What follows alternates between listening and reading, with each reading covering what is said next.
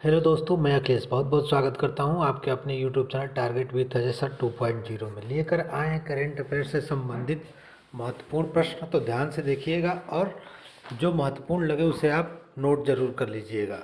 तो चलिए शुरू करते हैं बिना किसी देरी के। और एक रिक्वेस्ट आपसे करेंगे कि अगर आप चैनल पर पहली बार विजिट करें तो चैनल को जरूर सब्सक्राइब कर दीजिएगा। लिंक को अपने दोस्तों के पास भी अधिक से अधिक शेयर कर दीजिएगा। अगर प्रश्न अच्छा लगे तो वीडियो को अंत में देखिएगा और लाइक कर दीजिएगा।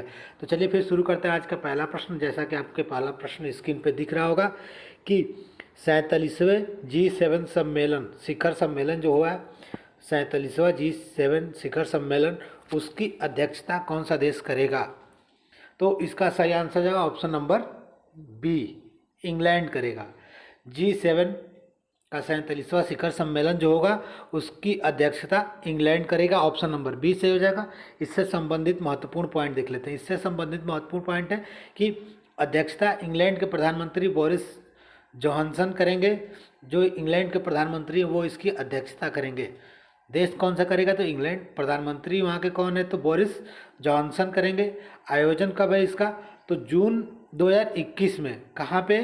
तो कार्नवेल इंग्लैंड में पड़ता है, वहाँ पे इसका आयोजन किया जाएगा। G7 से बहुत ही प्रश्न कई बार बन चुके हैं, तो आप लोग जरूर इसको देख लीजिए। इसमें शामिल देश कौन कौन से हैं, यहाँ से भी प्रश्न बन चुका है जीके में। तो 47वां G7 शिखर सम्मेलन होगा। उस देशों में से भारत, दक्षिण कोरिया, ऑस्ट्रेलिया के अतिथि राष्ट्र के रूप में आमंत्रित किए जाएंगे। उद्देश्य क्या होगा? तो वैश्विक स्वास्थ्य सहयोग, अंतर्राष्ट्रीय सुरक्षा, ऊर्जा नीति और आतंकवाद को खत्म करने के तथा व्यापारिक मुद्दे पर चर्चा किया जाएगा। मुख्य उद्देश्य आप लोग देख लीजिए और इससे महत्वपूर्ण पॉइंट आप लोग देख लीजिए। चलिए अगला प्रश्न देखते हैं। प्रश्न नंबर 2, 91वें दादा साहब फाल्के पुरस्कार से किसे सम्मानित किया गया? उम्मीद करते हैं ये आंसर आपको पता होगा कि 91वें दादा साहब फाल्के पुरस्कार से किसे सम्मानित किया गया। तो 2 नंबर का सही आंसर हो जाएगा ऑप्शन नंबर ए, रजनीकांत को। ऑप्शन नंबर ए, रजनीकांत को दादा साहब फाल्के पुरस्कार से सम्मानित किया गया। 51वां दादा साहब फाल्के पुरस्कार दिया गया, उसमें रजनीकांत को ये उपाधि दी गई है। चलिए महत्वपूर्ण पॉइंट क्या है? दादा साहब फाल्के पुरस्कार से संबंधित महत्वपूर्ण प्रश्न। दादा साहब फाल्के पुरस्कार भारतीय सिनेमा में बेहतर प्रदर्शन और उत्कृष्ट कार्यों के लिए दिया जाता है। दादा साहब फाल्के पुरस्कार की स्थापना 1969 में 1969 में दादा साहब फाल्के पुरस्कार की स्थापना हुई थी। 2021 में 91वां दादा साहब फाल्के पुरस्कार किस वर्ष के लिए दिया जा रहा है? तो 2019 के लिए। 2019 के लिए जो यह पुरस्कार है वो 2021 में दिया जा रहा है।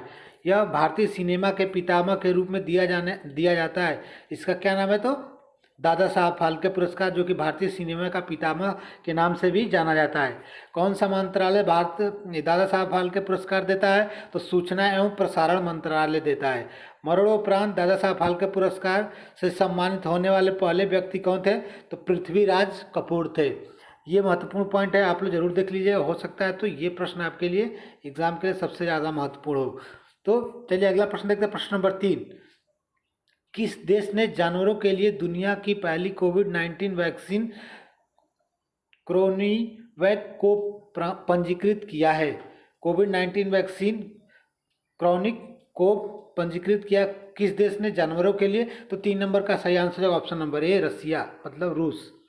ऑप्शन नंबर ए से हो जाएगा रूस। इससे महत्वपूर्ण पॉइंट देख लेते हैं। इससे महत्वपूर्ण पॉइंट क्या है? तो कॉर्निवास को कई जानवरों के प्रति की प्रजातियों को कोरोना से बचाएगी और म्यूटेशन को रुकेगी। रसिया के बारे में आप बताए थे, जो कोवैक्सीन जो था उसका नाम क्या था? तो क्रोनिवैक, जो जानवरों के प्रजातियों के कोरोना से बचाने के लिए और म्यूटेशन को रोकेगी, इसके लिए ये वैक्सीन लगाई जा रही है, फिर चलाई जा रही है। और रसिया का चलाने वाला पहला देश है जो कि जानवरों में ऐसा करेगा। और रसिया के बारे में देख लेते हैं कुछ। तो रसिया यूरोप और एशिया महाद्वीप में पड़ता था, आपको भी बताया गया, इसके पहले भी ये सारे प्रश्न बताए जा चुके हैं। और रूस की राजधानी कहाँ है या फिर रसिया की राजधानी कहाँ है? तो मॉस्को। रूस की मुद्रा रूबल। रूस के राष्ट्रपति व्लादिमीर पुतिन है और वहाँ के प्रधानमंत्री कौन थे? मिखाइल मुस्तुचिन। चलिए अगला पॉइंट देखते हैं। ये रसिया के बारे में आपने देखा। अगला प्रश्न देखते हैं 4 नंबर प्रश्न। 4 नंबर प्रश्न है, फीफा महिला विश्व कप 2023 की मेजबानी कौन सा देश करेगा? जो फीफा वर्ल्ड कप है उसकी महिला जो विश्व कप होने वाला है 2023 में, उसकी मेजबानी कौन सा देश करेगा? तो 4 नंबर का सही आंसर होगा ऑप्शन नंबर सी, ऑस्ट्रेलिया और न्यूजीलैंड, मतलब दोनों मिल के करेंगे। इसलिए ये प्रश्न महत्वपूर्ण है। यहाँ से 3 प्रश्न आपके बन सकते हैं। प्रश्न में कोई 3 विकल्प भी मिल सकता है, तीनों में से कोई एक विकल्प मिल सकता है। ऑस्ट्रेलिया, न्यूजीलैंड, या फिर एक एक विकल्प दे सकता है, या फिर जैसे दिया है यहाँ पे कि 3 सही हो जाएगा। तो आप प्रश्न को ध्यान से देख लीजिएगा। चलिए अगला इससे महत्वपूर्ण पॉइंट क्या है देख लेते हैं। तो फीफा वर्ल्ड कप का पहला मैच न्यूजीलैंड के ऑकलैंड में खेला जाएगा, जबकि फाइनल मैच ऑस्ट्रेलिया के सिडनी में खेला जाएगा। इस विश्व कप में पहली बार 32 टीमें भाग लेंगी। इस विश्व कप में पहली बार कितनी टीमें भाग लेंगी? तो 32 टीमें भाग लेंगी। फीफा के बारे में देख लेते हैं। फीफा के बारे में महत्वपूर्ण जानकारी देख लेते हैं। तो पूरे विश्व में फीफा वर्ल्ड कप फुटबॉल को रेगुलेट करता है।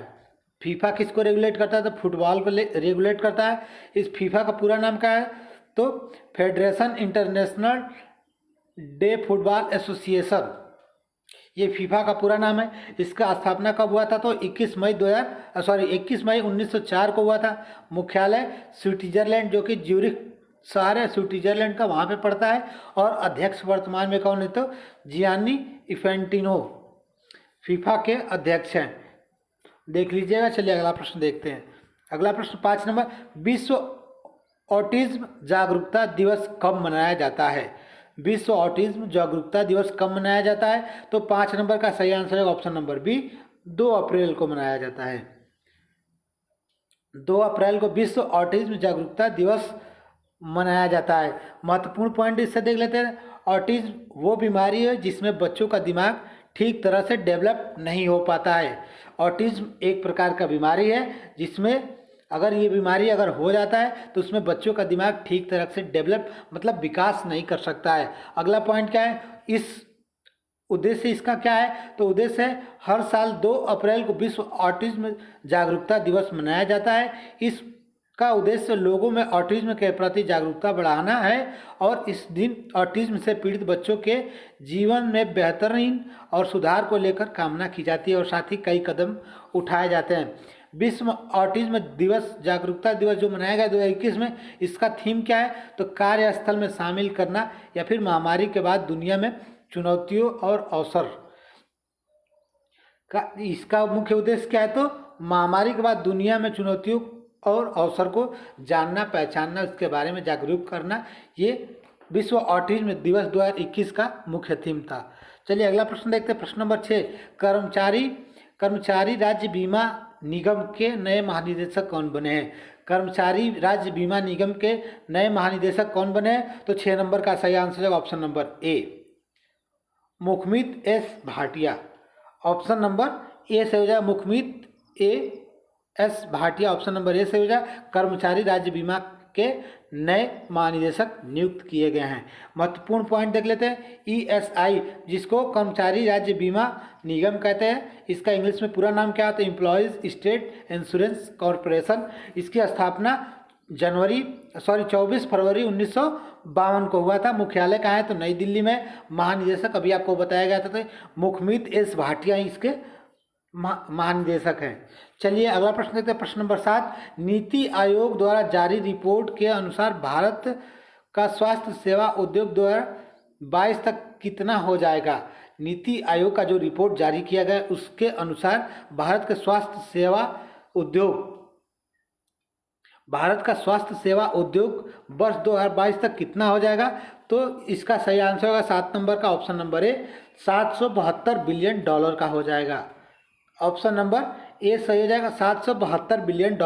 नीति आयोग ने जो रिपोर्ट जारी किया है उसमें भारत का स्वास्थ्य सेवा उद्योग 2022 तक $372 बिलियन हो जाएगा। महत्वपूर्ण पॉइंट नीति देख लेते हैं इसे। नीति आयोग द्वारा जो जारी किया गया रिपोर्ट, उसके अनुसार भारत का क्षेत्रफल में अस्पताल, औषधि और चिकित्सा उपकरणों से लेकर निवेश के विभिन्न अवसरों का जिक्र किया गया है। इस रिपोर्ट में कहा गया है कि आय और व्यय के लिहाज से देश की अर्थव्यवस्था में स्वास्थ्य के बड़े क्षेत्रों में से एक बन गया है। और इस रिपोर्ट के अनुसार भारत स्वास्थ्य उद्योग 2016 से संचयी आधार पर करीब 22% की वृद्धि कर लिया है। और ऐसा अनुमान लगाया जा रहा है कि वृद्धि दर से भारत के स्वास्थ्य उद्योग 2022 तक $772 बिलियन तक पहुंच जाएगी। तो ये इसके बारे में महत्वपूर्ण पॉइंट था, आप लोग देख लीजिएगा। अगर नोट करना चाहें तो नोट कर लीजिए। अगर प्रश्न अच्छा लग रहा है तो वीडियो को जरूर लाइक कर दीजिए। चैनल पे पहली बार विजिट करें तो चैनल को सब्सक्राइब कर दीजिए। लिंक को अपने दोस्तों के पास भी शेयर कर दीजिए। चलिए 8 नंबर प्रश्न देखते हैं। 8 नंबर प्रश्न क्या है? तो विश्व बैंक ने वित्त वर्ष 2021-22 के लिए भारत की जीडीपी अपने पूर्व अनुमान 5.4% से बढ़ाकर कितने प्रतिशत तक रहने का अनुमान लगाया है? जो विश्व बैंक ने अभी कुछ दिन पहले भारत की जीडीपी का अनुमान लगाया था कि 5.4% रहने का अनुमान है, ये बढ़कर अब कितने प्रतिशत रहने का अनुमान लगाया है विश्व बैंक ने? तो 8 नंबर का सही आंसर है ऑप्शन नंबर ए, 10.1%।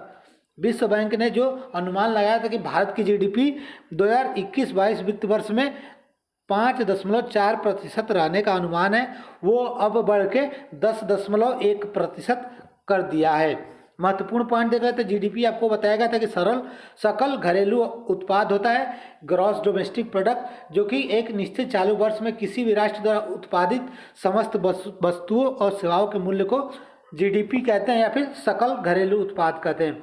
विश्व बैंक के बारे में आपको पता ही होगा का स्थापना जुलाई 1944 में हुआ था। मुख्यालय वाशिंगटन डीसी में। अध्यक्ष डेविड मालपास है और एमडी सीईओ अंशुला कांत है।